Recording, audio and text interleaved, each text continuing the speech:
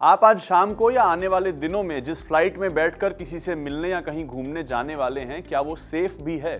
ये सवाल आपको डराने के लिए नहीं है, बल्कि इसकी वजह है हाल ही में आई एक रिपोर्ट में क्या है? घिसे हुए टायरों से प्लेन का टेक ऑफ, रनवे पर घिस चुके निशान और खराबी वाले प्लेन को बार बार उड़ाना। ये सिर्फ वो कुछ खराबियां हैं जो भारत की अलग अलग एयरलाइंस और एयरपोर्ट पर हुई जांच में पाई गई हैं। सिर्फ यही नहीं, एयरलाइंस के बारे में ये खुलासे भी हुए हैं कि विमानों के रखरखाव को लेकर सरकारी नियमों की अनदेखी की जाती है। एयरक्राफ्ट में खराबी की रिपोर्ट को लॉगबुक में दर्ज भी नहीं कराया जाता। ये जांच directorate general of civil aviation यानी डीजीसीए ने की है, मगर ये जांच हुई कब है? जब 13 दिन पहले अहमदाबाद से लंदन जा रही फ्लाइट AI-171 क्रैश हो गई थी और 250 से ज्यादा लोगों की मौत हो गई थी। उस घटना के बाद सवाल कई हैं। क्या भारत का एविएशन सेक्टर नागरिकों की जान के साथ खिलवाड़ कर रहा है? क्या अहमदाबाद का क्रैश ना हुआ होता तब भी ये जांच की जाती? सवाल यह भी है कि एयरपोर्ट्स और एयरलाइंस के नाम डीजीसीए ने क्यों नहीं बताए हैं, और क्या गारंटी है कि जब कोई आज शाम को किसी फ्लाइट में बैठेगा वो फ्लाइट डिफेक्टेड पीस नहीं होगी। नमस्ते, मेरा नाम सत्यम है और आप देख रहे हैं खबरगांव। 24 जून 2025 को डीजीसीए ने बताया है कि यात्री विमानों में बार बार एक ही तरह की खराबी आई है, लेकिन उसे नजरअंदाज किया जाता है। इस ऑडिट की जानकारी 19 जून को दी गई थी और डीजीसीए के जॉइंट डायरेक्टर जनरल ने यह ऑडिट किया है।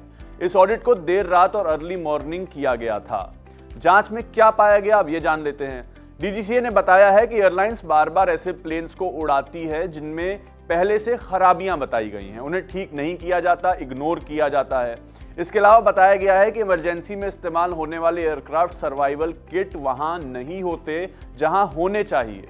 एयरपोर्ट के आसपास काफी निर्माण हो रहे हैं, लेकिन उनका कोई सर्वे नहीं किया गया जो नियमों के मुताबिक एक तय लिमिट पर हो जाना चाहिए था। इस तरह की दर्जनों खामियों का खुलासा डीजीसीए ने किया है। डीजीसीए ने कहा क्या है, अब ये जानिए।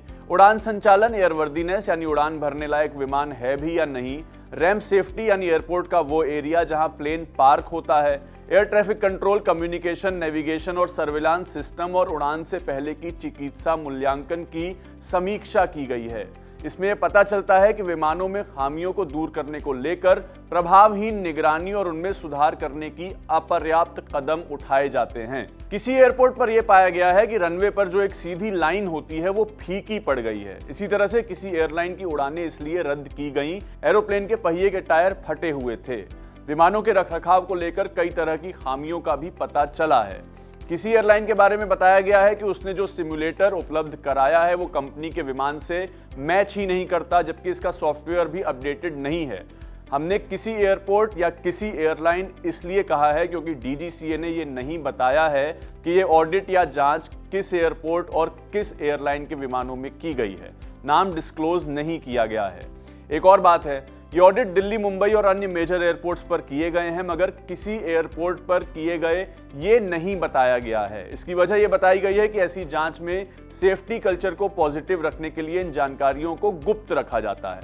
यहाँ सवाल ये भी उठता है कि कितने एयरपोर्ट्स थे, कितनी एयरलाइंस थी, और भारत के सैकड़ों एयरपोर्ट्स में से जिन एयरपोर्ट्स पर यह जांच नहीं हुई है वो कितने सेफ हैं। अहमदाबाद में हुए प्लेन क्रैश के बाद सिर्फ एयर इंडिया की फ्लाइट्स के साथ 7 से ज्यादा ऐसी घटनाएं सामने आई जिनमें सुरक्षा कारणों की वजह से फ्लाइट को इमरजेंसी लैंडिंग करनी पड़ी या उसे वापस बोर्डिंग लोकेशन पर ले जाना पड़ा।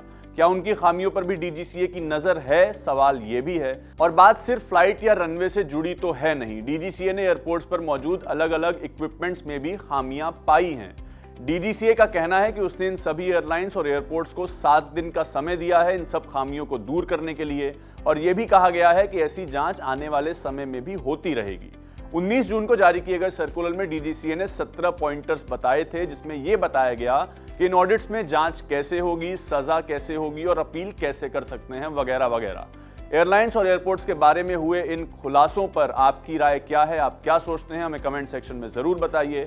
मेरा नाम सत्यम है, कैमरे के पीछे है सर्वेश। देखते रहिए खबरगांव।